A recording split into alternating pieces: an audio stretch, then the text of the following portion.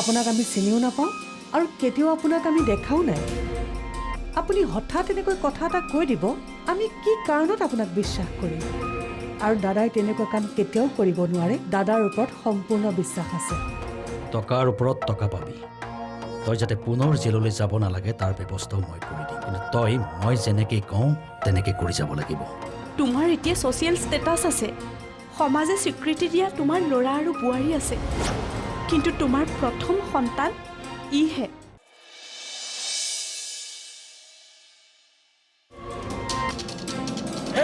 কি খাইছে আপুনি?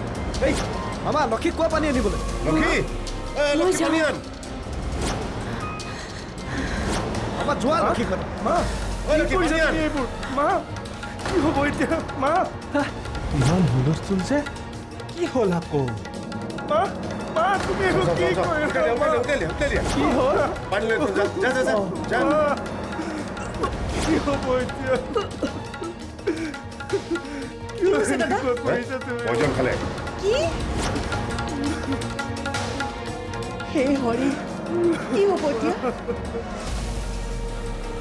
একো নহয়, ভমিটিং হৈছে নহয়, ভাল হৈ যাব। মামা পানী দে ভণ্টি খোৱা। লোৱাচোন, খুৱাই দিয়া। মা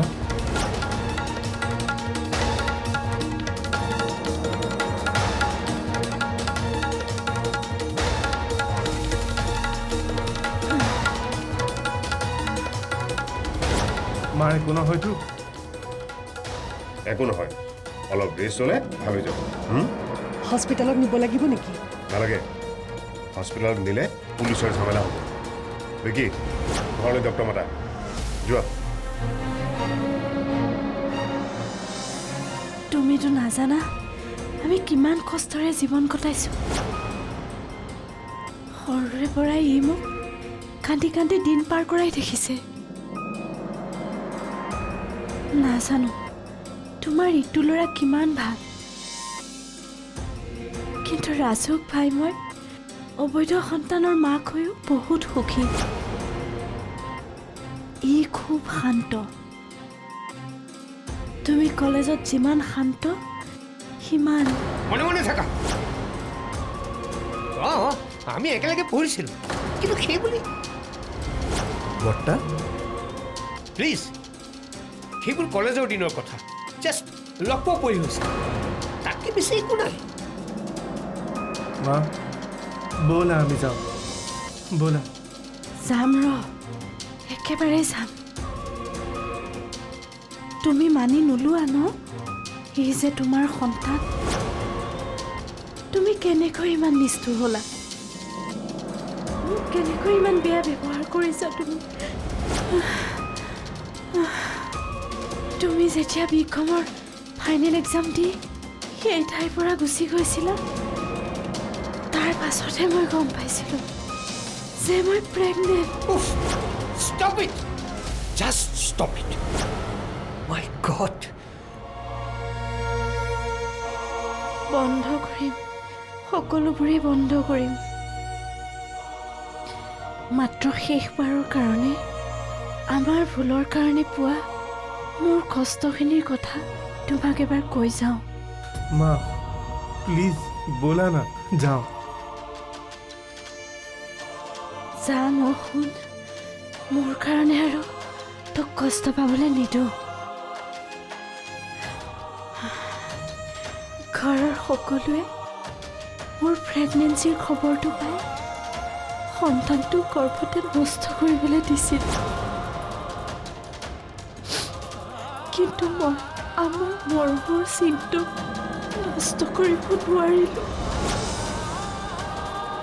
ঘৰৰ পৰা পলাই বহুত দূৰলৈ গুচি গ'লোঁ। কি? তাতে গৈ মই ইয়াক জন্ম দিলোঁ আৰু তুলি তালি ইমান ডাঙৰ কৰিলোঁ। মাজে মাজে তোমাৰ খবৰ ল'বলৈ চেষ্টা কৰিছিলোঁ, কিন্তু নাপালোঁ। ভাবিলোঁ তুমি চাগে নিজৰ সংসাৰত একেবাৰে ব্যস্ত, সেইকাৰণে কষ্ট দি দিলোঁ। যদি কষ্ট নিদিওঁ বুলি ভাবিছিলি তেন্তে আহিলে কিয় মোৰ ব্লাড কেঞ্চাৰো কি অঁ ডক্টৰে কৈছে মোৰ হাতত আৰু বোলে বেছি দিন নাই সেইকাৰণেই ভাবিলোঁ ইয়াক নিথৰুৱা নকৰি তাৰ দেউতাকৰ সৈতে চিনাকি কৰি দি যাওঁ কিন্তু মই পাৰিম অকলে থাকিবলৈ মই জানো শুন সেইকাৰণেতো মই পয়জন খোৱা ডিচিশ্যনটো লৈছিলোঁ আপোনালোকে পাৰিলে মোক ক্ষমা কৰি দিব মই বৰ কষ্টত আছোঁ বৰ কষ্টত আছোঁ এই বিকি যোৱাচোন ডক্টৰ মাতা গৈ যোৱা ভণ্টি ধৰচোন কিন্তু ক'লৈ নিবি গেষ্ট ৰুমলৈ লৈ গ'ল অলপ খুৱাই দিব লাগিব ব'লা আহক আপুনি উঠক আহক আৰামছে আহক লাহে লাহে নিবি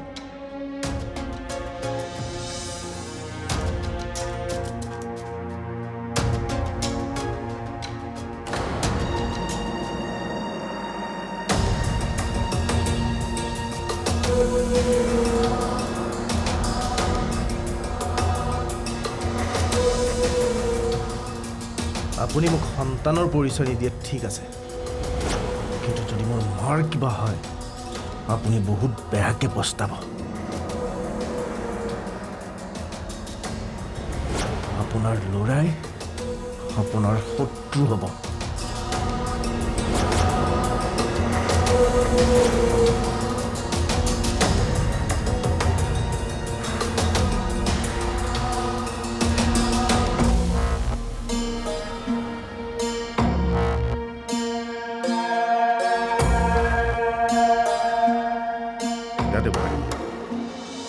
বহক বিন্দা যাচোন গেষ্ট ৰুমটো ঠিক কৰগৈ তই চাবি দাদা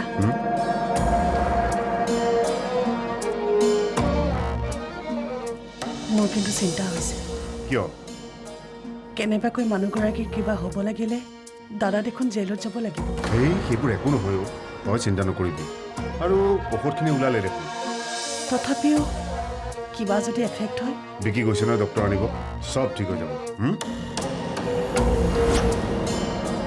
মা যা ৰুমটো ঠিক কৰ কেনে পাইছা এতিয়া তুমি এনেকুৱাখন কিয় কৰিছা তোমাৰ যদি কিবা এটা হয় মোৰ কি হ'ব কোৱাচোন মই কাৰ লগত থাকিম কিমান কৈছিলোঁ আহিব নালাগে ইয়াত তুমি নুশুনিলা পালা এতিয়া চিন্তা নকৰিবা সকলো ঠিক হৈ যাব আৰু ডক্টৰ আহি আছে নহয় তুমি ইমানকৈ ভাঙি নপৰিবা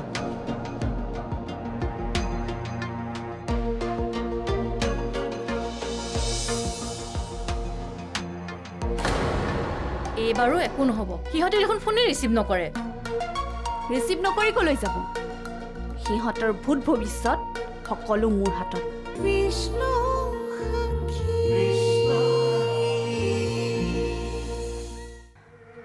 বেয়া নাপাব মামা তোমাৰ লগত ড্ৰিংকছ কৰিছোঁ ভাগিন ডেকা হ'লে বন্ধু হৈ যায় শকুনি দুৰ্যোধনৰ মামাতকৈ বন্ধু বেছি আছিল মোকো তেনেকেই ভাবিবা কিন্তু শকুনিয়ে ৯৯টা সহোদৰৰ মৃত্যুৰ প্ৰতিশোধ ল'বৰ কাৰণে কৌৰৱৰ পক্ষ লৈছিল তোমাৰো তেনেকুৱা কিবা নাইতো তুমি ইণ্টেলিজেণ্ট ভবাতকৈ বহুত বেছি মোৰ প্ৰশ্নৰ উত্তৰ কিন্তু সেইটো নাছিল উত্তৰ দিয়াও নাই প্ৰশংসাহে কৰিছোঁ ভাগিন কৌৰৱৰ মামা শকুনিৰ দৰে মোৰ কোনো তোমাৰ প্ৰতি শত্ৰুতা নাই পাণ্ডৱৰ প্ৰতি আছে শত্ৰুতা হৰিমোহন দত্তৰ অহংকাৰ শেষ কৰিব বিচাৰোঁ মই মোক ইনচাল্ট কৰে মই বোলে কেৰেক্টাৰলেছ দেখুৱাম কেৰেক্টাৰ কাক কয় চিয়াৰ্ছ চিয়াৰ্ছ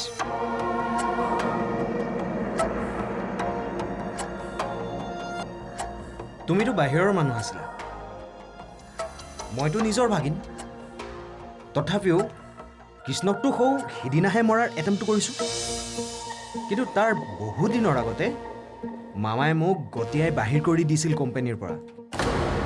লাভ কৰিবলৈ কোনে নিবিচাৰে? ময়ো চাইছিলোঁ। সেইটো কি মোৰ ভুল? ভুল ফণীভূষণ দত্ত ফল ভুগিব লাগিব। সি বুজিব পৰা নাই তাৰ জীৱনলৈ কেনেকুৱা ধুমুহা আহি আছে। কাক বচাওক? ঘৰখনক নে পুতেকক নে সাক্ষীক? কাক? হা? কোনো বাচিব নালাগে। বিনীতা মামী, বিক্ৰম সকলো। কিন্তু তাৰ আগতে গোটেই প্ৰপাৰ্টি মোৰ নামত আহিব লাগিব। তোমাৰ নামলৈ প্ৰপাৰ্টি নাহিব। প্ৰথম ভনীৰ নামলৈ আহিব প্ৰপাৰ্টি, তাৰ পাছত তোমাৰ।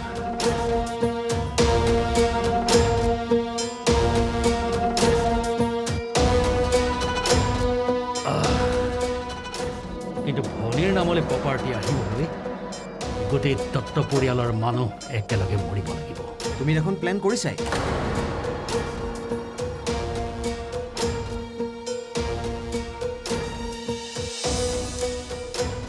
সেইটো প্লেন আছে, কিন্তু সদায় দ্বিতীয় প্লেন এটা ৰাখিব লাগে, ফৰ চিকিউৰিটি। কি কৰিবা? যদি দত্ত পৰিয়াল গোটেইটোক তেওঁলোকৰ কোনোবা ইনভেষ্টমেণ্টৰ ফালৰ পৰা ফেমিলি টিপছ দিয়া হয় আৰু যিখন গাড়ীত যাব সেইখন গাড়ী যদি হঠাৎ পাহাৰৰ পৰা বগৰাই দিয়া হয়, তেনেহ'লে কান্দিবলৈ দেখোন তোমাৰ মাহে থাকিব। কম দুখ পাবনে তোমাৰ মায়ে? নিজৰ ককায়েক নবৌৱেক সকলো মৰি থাকিলে।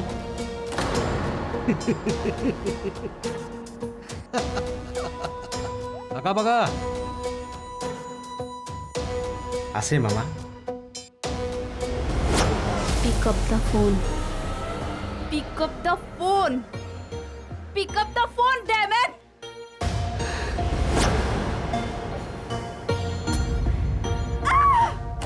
ফোনটো ৰিচিভ কৰিব নোৱাৰে। কাকলি, কি হৈছে তোৰ? এনেকে চিঞৰ-বাখৰ কৰি কি বুজাব খুজিছ? মই পানী আনিবলৈ যাওঁতেনো সুধিছে মানুহবিলাকে কি হৈছে বুলি। পাগল হৈছো বুলি নকলি কিয়? এফালে মই কি টেনশ্যনত আছো মইহে জানো। তোৰ আকৌ বাহিৰা মানুহৰ ভয়। মনে মনে ভাত ৰান্ধ, খা আৰু শু। তাৰ বাহিৰেতো বেলেগ একো চিন্তা কৰিব নোৱাৰ তই। কি কৰি আছ তই এইবোৰ? তই এইবিলাক খাই মৰিবি। নমৰো মই, মৰিব সিহঁত। মোক পুলিচত দিয়ে। এইবাৰ দেখিবি মই কি কৰি আছো আৰু মই কি কি কৰিব পাৰোঁ। এইবাৰো একো নহ'ব। সিহঁতে দেখোন ফোনে ৰিচিভ নকৰে। ৰিচিভ নকৰি ক'লৈ যাব? সিহঁতৰ ভূত ভৱিষ্যত সকলো মোৰ হাতত। টকা লোভে ভয় নোহোৱা কৰে, মনত ৰাখিবি। যি তোৰ পৰা টকা লৈ এনেকুৱা কাম কৰিব পাৰে, সিহঁতি আনৰ পৰা টকা লৈতো উল্টা আখৰ মাৰিব পাৰে। মাৰক। পৰুৱাক কি হাতীয়ে গণ্য কৰিব নেকি? পৰুৱাৰ জন্ম হয় ভৰিৰ গছকত মৰিবলৈ। সিহঁতো মৰিব। মানুহগৰাকীয়ে আমাৰ ঘৰতে বিষ খাই দিছে আৰু ডক্টৰে আহি ইনজেকশ্যন দি যোৱাৰ পিছতো এতিয়ালৈকে মানুহগৰাকী বিচনাৰ পৰাই উঠা নাই। আমি যদি জোৰ কৰি হ'লেও পঠাই দিওঁ, তেওঁ যদি বাহিৰত গৈ তোমাৰ কথা কৈ নকৰিবলগীয়া আন বেলেগ কিবা কাম কৰে, তেতিয়া কি কৰিবা?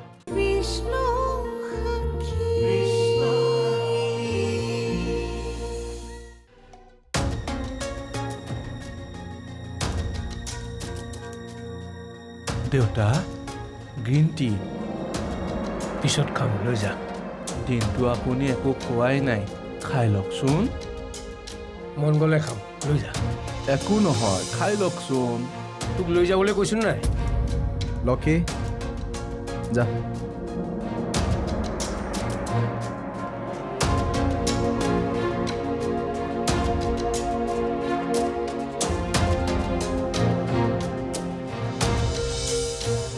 খং কৰাতকৈ প্ৰব্লেমটো কেনেকৈ ছল্ভ কৰিব পাৰি, মোৰ মতে সেইটোহে ভাবা নেকি বৰ্তা? ভাবিব সময় দিলে জানো বিনীতা আৰু পৰমাই? সিহঁতক ঘৰত ৰখাৰ কি প্ৰয়োজন আছে?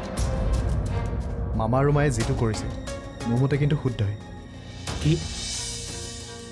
চোৱা, মানুহগৰাকীয়ে আমাৰ ঘৰতে বিষ খাই দিছে আৰু ডক্টৰ আহি ইনজেকশ্যন দি যোৱাৰ পিছতো এতিয়ালৈকে মানুহগৰাকী বিচনাৰ পৰাই উঠা নাই আমি যদি জোৰ কৰি হ'লেও পঠাই দিওঁ তেওঁ যদি বাহিৰত গৈ তোমাৰ কথা কৈ নকৰিবলগীয়া আন বেলেগ কিবা কাম কৰে তেতিয়া কি কৰিবা বাহিৰৰ মানুহতে তোমাকেই দুখ দিব সেই বুলি মই মিছা কথা এটা মানি ল'ম নেকি মানি ল'ব নালাগে কিন্তু সঁচা কথাটো যেতিয়ালৈকে ধৰা নপৰে তেতিয়ালৈকে এই কথাটো আমাৰ ঘৰৰ পৰা বাহিৰো হ'ব নালাগে সিহঁত ঘৰত থাকিলে কি সঁচাটো ধৰা পৰিব সিহঁতক ঘৰত ৰাখি মই সিহঁতৰ বিষয়ে সকলোখিনি উলিয়াম তুমি চিন্তা নকৰিবা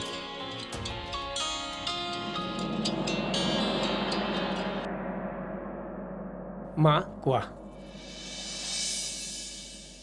নাই নাই একো প্ৰব্লেম হোৱা নাই অঁ কৃষ্ণহঁতে সিহঁত দুয়োটাই ফোন কৰা নাই মই কৰিছিলোঁ মা সিহঁতৰ মোবাইলৰ ছুইচ অফ তুমি চিন্তা নকৰিবা ঠিক আছে এতিয়া ৰাখিছোঁ ঠিক আছে মা কৰিবা কি ক'লে আইতাই আইতা পুৰীত আছে ঠিকে আছে ঠিক আছে তুমি টেনশ্যন নল'বা যোৱা এতিয়া তুমি অলপ ৰেষ্ট কৰাগৈ বৰ্তা তোমাৰ খোৱা বস্তুখিনি মই লক্ষীক ওপৰলৈকে লৈ যাবলৈ ক'ম নেকি ক'বা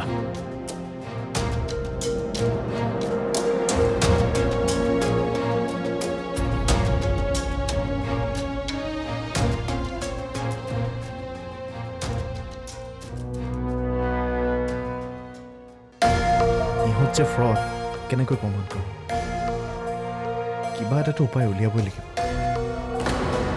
DNA টেষ্ট মিডিয়াত ওলাব লাগিলে সকলোৱে গম পাব খুব বেয়া হ'ব তেন্তে কি উপায় কৰোঁ